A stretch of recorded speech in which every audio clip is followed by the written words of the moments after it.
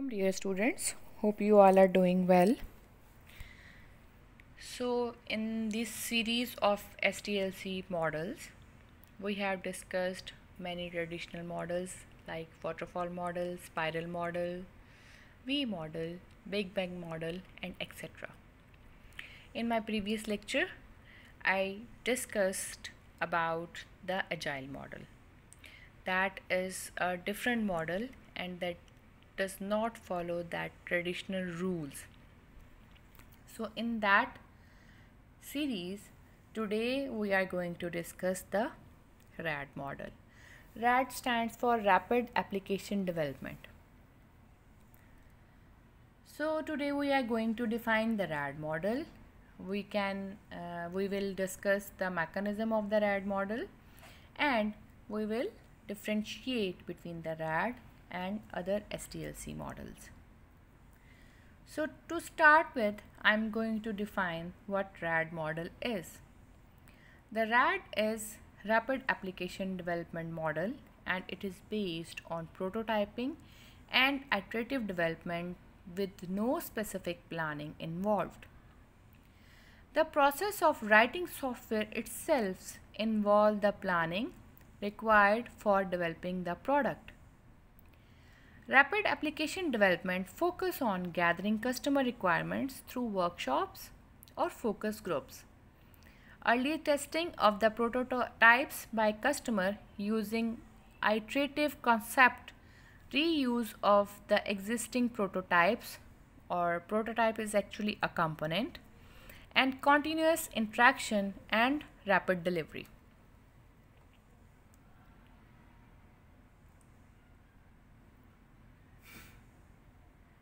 So, first of all, I will define what is RAD. Rapid Application Development is a software development methodology that uses minimal planning in favor of rapid prototyping. A prototype is a working model that is functionally equivalent to a component of the product. So what we do here basically, we divide our whole system in small components and we start designing and building our software, those components, and by the end of each component is built, the whole system is developed. In the Rad model, the functional modules are developed in parallel as prototypes and are integrated to make the complete product for faster product delivery. So what we do here, we divide the whole system in the components and we work on multiple components parallelly so we can develop the system more rapidly. Since there is no detailed pre-planning, it makes it easier to incorporate the change within the development process. So in traditional models, we plan our system and we do a lot of steps and we take a lot of time in planning and then designing and then developing. So in these models, we do not waste our time or do not use our time on planning and documentation and so other things. We just focus on the customer and we gather some basic requirements from the customer and we design and define our whole system and start developing the system. As the system develops, gradually the system develops, and as the customer uses the system and interacts with the system, the customer provides us feedback and we add those functionalities or those areas or change our software according to our customer. Rad projects follow iterative and incremental model and have small teams comprising of developers, domain experts, customer representative and IT resource working progressively on their component or prototype. So basically we can have team more than one or two teams, and we can divide different components among those teams so that the system may rapidly be generated. The most important aspect for this model to be successful is to make sure that the prototypes developed are reusable. So basically, we are using the object-oriented technology here. We develop these components, and we can also use components which are already built. We just modify them and incorporate those components in our system. Rad model distributes the analysis, design, build and test phase into a series of short iterative development cycles. These are various phases of the Rad model, which includes business modeling, data modeling, process modeling, application generator, testing, and turnover. The business model for the product under development is designed in terms of flows of information and distribution of information between various different channels. A complete business analysis is performed to find the vital information for business, how it can be obtained, how and when the information processed, and what are the factors driving successful flow of information. So in business modeling, we draw a chart or we draw a model how business works, where that data flows, where it goes, where it is processed, and how it flows within that business or organization. After we have done our business modeling, we do data modeling. The information gathered in the business modeling phase is reviewed and analyzed to form sets of data objects vital for the business. The attributes of all data sets is identified and defined. The relation between these data objects are established and defined in detail in relevance to the business model. After the data modeling, next phase is process modeling. The data object sets defined in the data modeling phase are converted to establish the business information flow needed to achieve specific business objective as per business model. The process model for any change or enhancements in the data object sets is defined in this phase. Process description for adding, deleting, retrieving or modifying a data object are given. Then the next phase is application generation. The actual system is built and coding is done by using automation tools to convert process and data models into actual prototypes.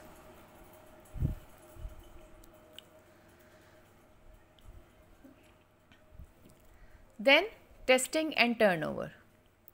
The overall testing time is reduced in Rad model as the prototypes are independently tested. Each element and each component is individually and independently testing during every iteration. However, the data flow and the interfaces between all the components need to be thoroughly tested with complete test coverage. Since most of the programming components have already been tested, it reduces the risk of any major issues. So this is the diagram or flow chart of the Rad model.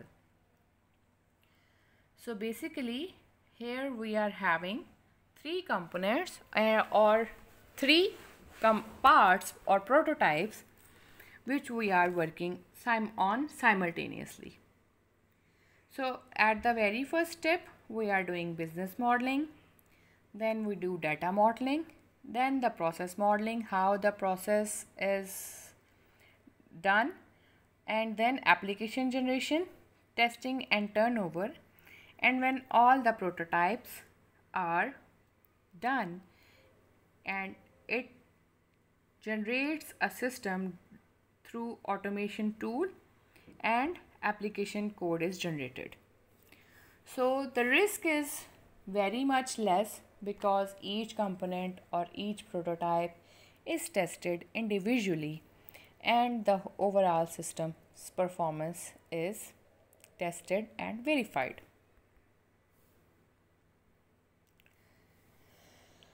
So in the comparison of Rad model to traditional model, the traditional SDLC follows a rigid process model with high emphasis on requirement analysis and gathering before the coding starts. It puts pressure on the customer to sign off the requirements before the project starts, and customer doesn't get the feel of the product as there is no working build available for a very long time. The customer may need some change after he gets to see the software. The change process is quite rigid in the traditional SDLC, and it may not be feasible to incorporate major changes in the product in the traditional SDLC. The Rad model focuses on iterative and incremental delivery of the working models to the customer. This results in rapid delivery to the customer and customer involvement during the complete development cycle of product, reducing the risk of non-conformance with the actual user requirement. So in this slide, I am going to discuss the application of the Rad model. Rad model can be applied successfully to projects in which clear modularization is possible, where we can modulize or we can divide our system in different components. If the project cannot be broken into modules, Rad will fail. Rad should be used only when a system can be modularized to be delivered in an incremental manner. It should be used if there is a high availability of designers for modeling, if we have the designers which can model our system. It should be used only if the budget permits use of automated code generating tools, because these tools are quite as expensive. If we use an automated code generator, this is expensive, so we have to keep in mind that if we have a certain amount of budget. Rad SDLC model should be chosen only if domain experts are available with relevant business knowledge. It should be used where the requirements change during the project and working prototypes are to be presented to customer in small iterations of 2 to 3 months. So as I discussed previously, everything has some advantages, some goods and some bads in that. So here are some goods or advantages enlisted here. Rad model enables rapid delivery and it reduces the overall development time due to the reusability of the component and parallel development. Because we are working on different components simultaneously, so the system is developed in very less time. And we can also use, as I said, we can also use the components which we have built previously, so it also may reduce our time. Rad works well if high skilled engineers are available and the customer is also committed to achieve the targeted prototype in the given time frame. If there is commitment lacking in either side of the model, obviously the model will fail. So the advantages are changing requirements can be accommodated. We can easily accommodate if there is any change in the requirement. We can measure the progress where we are standing now. Iteration time can be short with use of powerful Rad tools. If we use a powerful Rad tool, obviously the iteration time or the cycle time can be reduced. Productivity with fewer people in a short time. It reduced development time, increase reusability of the component, as when we are working in modules or when we are working with prototypes, we can reuse that prototype with a very little or no change in that. Quick initial reviews occurs because we deliver at the very early stage, so the initial review occurs very quickly. It encourages customer feedback. Integration from very beginning solves a lot of integration issues, because here we have to integrate our business logic and business model and the software techniques, software development techniques. So integration in this model is very much easier. There are also some flaws in this model, and which are dependency on technically strong team members for identifying business requirements. Only system that can be modularized can be built using Rad. Obviously, we need a very much large system to be modularized or to divide that in components to follow this model. So it cannot be used on small systems. It requires highly skilled developers, and it is highly dependent on modeling skills. If we have good modeling skills, then we can build it very early or quickly, and it can be very good. Inapplicable to cheaper objects, as cost of modeling and automated code generation is very high. Obviously, if we have to model our project, so we have to pay some pennies or some rupees for the modeling softwares, and automated code generator is also expensive. Management complexity is more. It is suitable for systems that are component based and scalable. It requires user involvement throughout the life cycle, and it is suitable for projects requiring shorter development times. So these are certain disadvantages of the Rad model. So in my next lecture, we will be discussing about the last SDLC model, which is software prototype model. Hope you all understand the lecture, and see you in the next lecture. Allah Hafiz.